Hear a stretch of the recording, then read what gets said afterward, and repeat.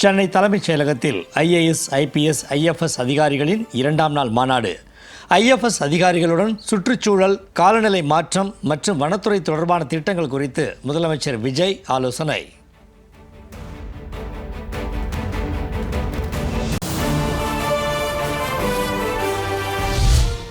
கன்னியாகுமரியில் அணு கனிம சுரங்கம் அமைக்கும் திட்டத்திற்கான நில ஒதுக்கீட்டு ஆணை மேலும் ஓராண்டு நீட்டிப்பு காலாவதியாக இருந்த கடைசி நாளில் மேலும் ஓராண்டு நீட்டித்து தமிழக அரசு அரசாணை.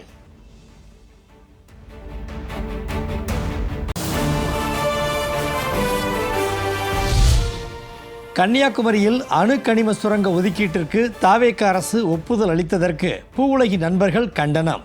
தென் தமிழகத்தை பாழ்படுத்தும் திட்டத்திற்கான அரசாணையை உடனே ரத்து செய்ய வேண்டும் என கோரிக்கை.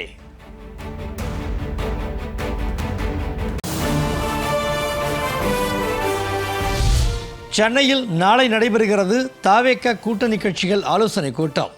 இடதுசாரிகள் கட்சிகளுக்கு அமைச்சர்கள் ஆதவர்ஜுனா, என் ஆனந்த் நேரில் அழைப்பு.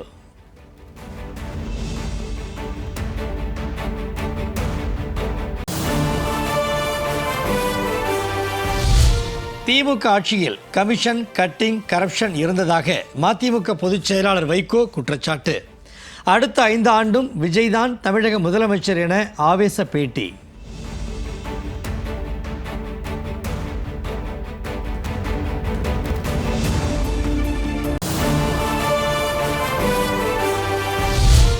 கூட்டணியில் இருக்கும்போது பொறுத்த தவறுகளை இப்போது சொல்வது மக்களுக்கான தர்மமாகுமா? மதிமுக பொதுச் செயலாளர் வைகோவிற்கு பிசிகவின் SS பாலாஜி மறைமுக கேள்வி.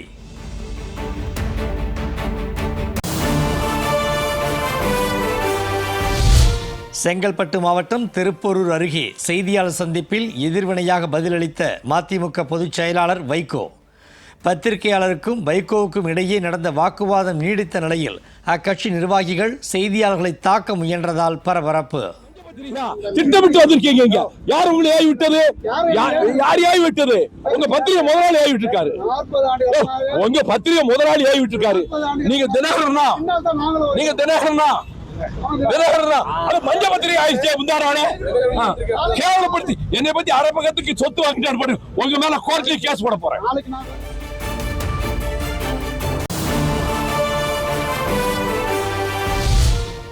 திமுகவும் அதிமுகவும் இணைந்து ஆட்சி அமைக்க தற்போது வரை முயற்சிகள் நடப்பதாக அமைச்சர் நிர்மல்குமார் குற்றச்சாட்டு.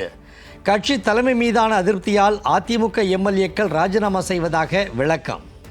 புரட்சி தலைவர் அவர்களும் தீய சக்தின்னு திமுக சொன்னாங்களோ அதே தீய சக்தியோடு இன்னைக்கு கூட்டணி சேர இவங்க 2 பேரும் இவங்கெல்லாம் தயாரா இருக்காங்கன்றப்போ எப்படி அங்க இருக்கிற MLAக்கள், அங்க இருக்கிற மூத்த நிர்வாகிகள் தயாரா இருப்பாங்க? ஸோ இதுதான் முக்கிய காரணம். அவங்க இன்னைக்கு ஒரு தீய சக்தின்னு சொன்ன திமுகவோடு கூட்டணி சேர்ந்து ஆட்சி அமைக்க திரு எடப்பாடி அவர் முயற்சி செஞ்சா எப்படி அங்க இருக்கிற மூத்த நிர்வாகிகள், அம்மாவோட பயணிச்சவங்க, புரட்சித் தலைவர் எம்ஜிஆரோட பயணிச்சவங்களாம் எப்படி அவங்க அந்த கட்சியில தொடருவாங்க? ஸோ அதான் முக்கிய காரணம் அவங்களாம் ராஜினாமா செய்வதற்கு.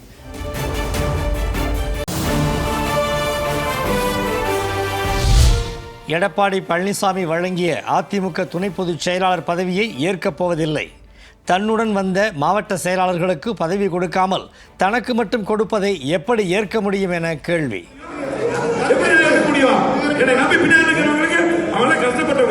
வீரமணி, தங்கமணி, விஜயபாஸ்கர், CV சண்முகம் அந்த மாவட்டத்தினுடைய ஜாம்பவானுங்க கட்சி வளர்த்து செலவு பண்ணி அவங்களுக்கெல்லாம் பதவி கொடுக்கல.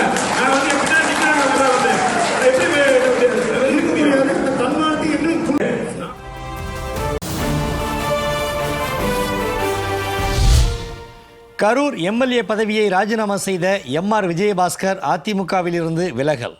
தீய சக்தி திமுகவுடன் அதிமுக எப்படி கைகோர்க்க முடியும் என கேள்வி.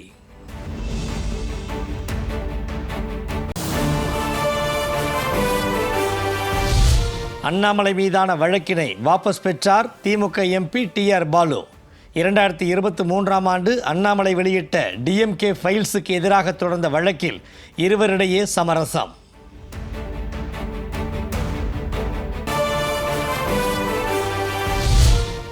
உயிரிழந்த காதல் ஜோடி இருவரும் வெவ்வேறு சமூகத்தை சேர்ந்தவர்கள் என்பதால் போலீசார் குவிப்பு.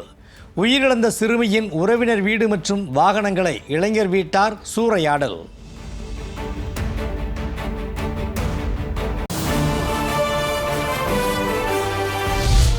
நெல்லை மேலப்பாளையத்தில் 2 ஆண்டுகளுக்கு முன்பு 3 சிறுமிகளை மிரட்டி பாலியல் வன்கொடுமை செய்தவருக்கு மரண தண்டனை.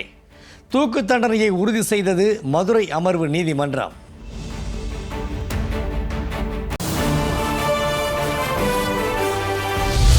கிருஷ்ணகிரி மாவட்டம் தளி அருகே இரும்பு வேலியை சேதப்படுத்திய காட்டு யானை ஆக்ரோஷமாக தாக்கி உடைக்கும் காட்சி வைரல்.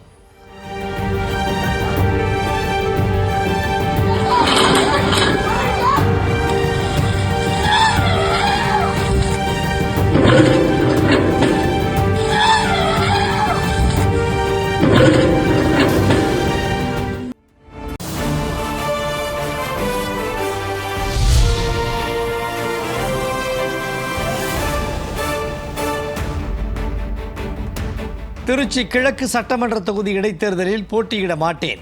நடிகர் ராகவா லாரன்ஸ் வீடியோ மூலம் அறிவிப்பு.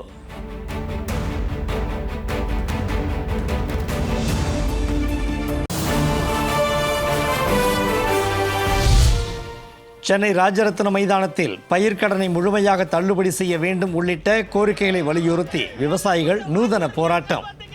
விவசாயி ஒருவருக்கு மாலை அணிவித்து உடல் முன் ஒப்பாரி வைத்து நூதன போராட்டத்தில் ஈடுபடும் விவசாயிகள்.